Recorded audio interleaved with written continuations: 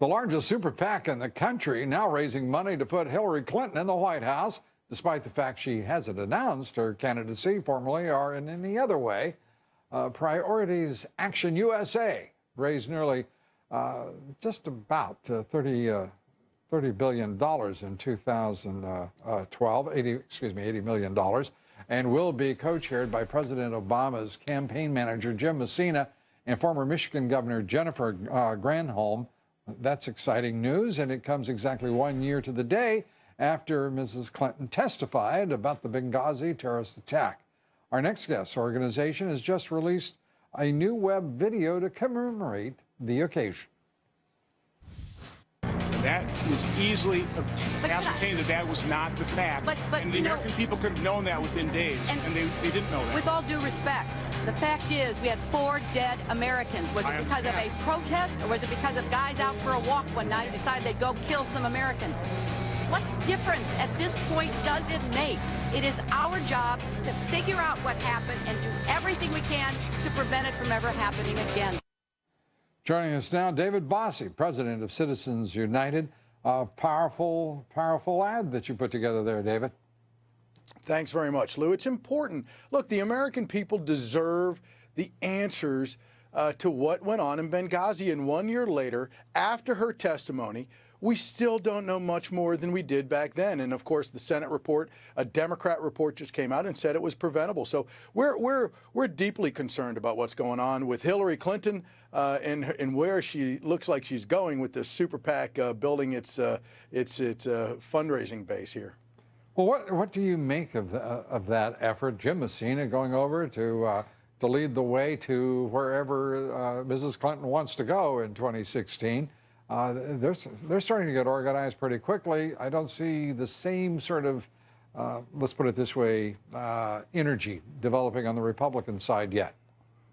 That's exactly right. And look, you hit it on the head. They raised and spent nearly $80 million for Barack Obama in 2012. So they're going to have an enormous amount of money.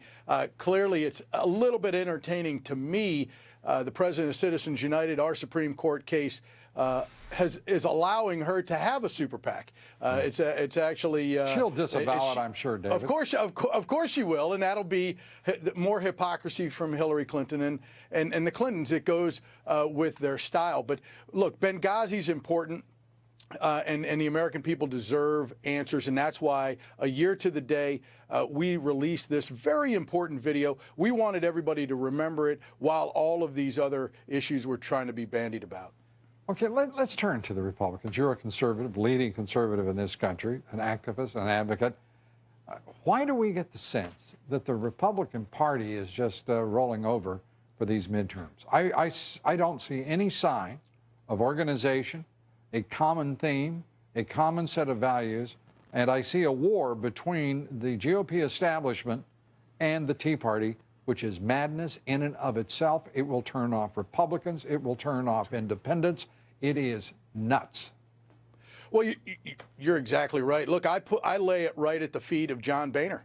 I believe that the failure of leadership in the House of Representatives, the failure to have a positive agenda for America, whether it's solid economic, pro-growth economic policy, whether it's social policy, whether it's foreign policy, coming out of the Congress is abject failure at every level. And so I don't see a positive way for Republicans, whether they're moderates, conservatives, Tea Party members, to gather behind. And that's really disconcerting as a conservative leader. So let me ask you this. As a conservative leader, why don't you draft the message, start bringing people together? There needs to be an adult in the Republican room. And right now, that person isn't standing up. Not a man, not a woman. No one is standing up and saying, this is the way we're going to move forward. Let's rally around this standard, this set of values and principles, and energize the party and the country. Without you guys creating a countervailing influence to the Democratic Party, everything you talk about, every single major issue is going to be rolled over and stamped into permanence on Capitol Hill. Look, I totally agree with you. There's a group of conservatives that are trying to work through the House leadership, trying to work with them to try to do exactly that, create something, a rallying cry. We thought it would be Obamacare, the repeal, the replacement of Obamacare. But that's not a Republican success. It's an Obama failure. But the Republican Party's got to stand for something here and actually have a view for the future. Well, you're 100% right. And that's one of the things that we try to do, and one of the things that I know other conservative leaders do, is try to bring about positive conservative policies that the American people could see as a positive agenda for the future of America, American families, and our children. And that's really what we've been working forward to progress. Go ahead. Do you think the GOP establishment leadership, including conservatives, are they wise enough to learn that they have screwed up 2 election cycles, that they wouldn't have won in 2010 without the Tea Party? And whoever they think they are, all they're doing right now is repeating their mistakes of the past. They have no new ideas. They are recycling the same leadership, whether it's at the RNC, whether it is in fundraising and strategists. And there is no sense of a generational surge of ideas, of energy, and dreams, a vision. We have no true visionary leaders in our party. It's day-to-day, it's micromanagement is really what it's become, not any type of global 35,000-foot view of what America could be. And that's really troubling to me. And that's why when they attack the Tea Party and try to divide the Republican Party into smaller bits and pieces, it's devastating to what's going to happen. Look, we could have a tsunami this election cycle, but it's because of the divisiveness amongst the moderates in the Republican Party, in my opinion, that really we're going to harm ourselves. The moderates, you think, are the problem? Look, I think that's right. You look at the war at the Tea Party. Look at the war at the Tea Party. Piece. Let me say mine. Are we talking about Boehner? Are we talking about McConnell? Are we talking about Reince Priebus? Are we talking about Karl Rove and the fundraisers and the strategists? What are these people? I mean, they're your leaders in your party. Well, they're not my. They are leaders. They're not necessarily my leaders. But I will say this: look, you're exactly right. Who's to blame? But I would say to you this: I would submit this: the war on the Tea Party is certainly not being waged by conservatives. It's being waged by the Pete Kings of the world. But you guys aren't standing up and saying, you know, if you keep this up, we're going to call you out now. This is not the way to operate. I haven't heard one single Tea Party candidate, or congressman or senator, stand up and say, this is not going to stand. This is not the way we're going to behave. These are not the messages we're going to allow to be articulated. We're going to come together. Have a meeting, for God's sake.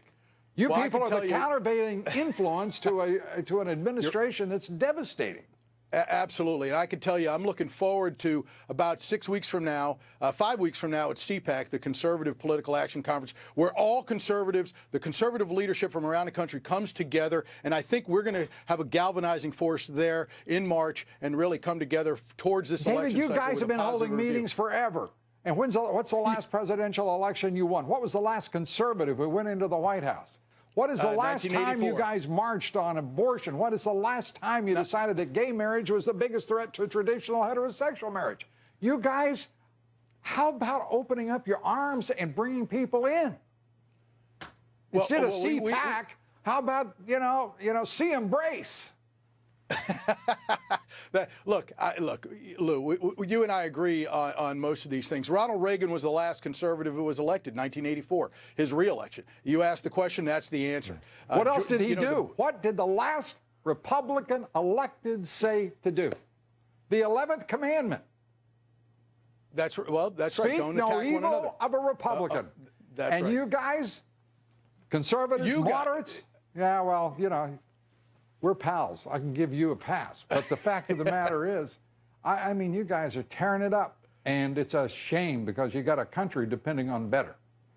We do, and we need to find good conservative candidates who will carry that banner forward. Lord, we've got an America's future. election in about 284 days. Somebody better start moving. David Bossie, we thank you for being here, sir. Always good to see you, Thank you for having David. me. Good to see you. Please take a minute, pick up a copy of my new book.